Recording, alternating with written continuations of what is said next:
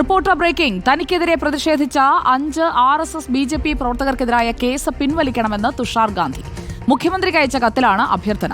BJP പ്രതിഷേധം അക്രമരഹിതമായിരുന്നുവെന്നും പ്രതിഷേധം ഭരണഘടന അനുവദിക്കുന്നുവെന്നും കത്തിൽ തുഷാർ ഗാന്ധി പറയുന്നു. ലേബി സജീന്ദ്രൻ നമുക്കൊപ്പം. ലേബി സജീന്ദ്രൻ, ജനാധിപത്യ രാജ്യമായ ഇന്ത്യയിൽ ജനാധിപത്യ രീതിയിൽ പ്രതിഷേധിച്ചവരാണ് എന്ന് വ്യക്തമാക്കുന്ന ഒരു കത്താണല്ലോ മുഖ്യമന്ത്രിക്ക് ഇപ്പോൾ തുഷാർ ഗാന്ധി അയച്ചിരിക്കുന്നത്. വിശദാംശങ്ങൾ. സുജയ, അത്തരത്തിലാണ് കത്ത് മുഖ്യമന്ത്രിക്ക് അയച്ചിരിക്കുന്നത്. തനിക്കെതിരെ പ്രതിഷേധം നടത്താനുള്ള ഭരണഘടനാപരമായ അവകാശം ഈ BJP RSS പ്രവർത്തകർക്കുണ്ട്. അതുപോലെ തന്നെ കൃത്യമായ നിലപാട് വ്യക്തമാക്കാനുള്ള അധികാരം തനിക്കും ഭരണഘടന വ്യവസ്ഥ ചെയ്യുന്നുണ്ട്.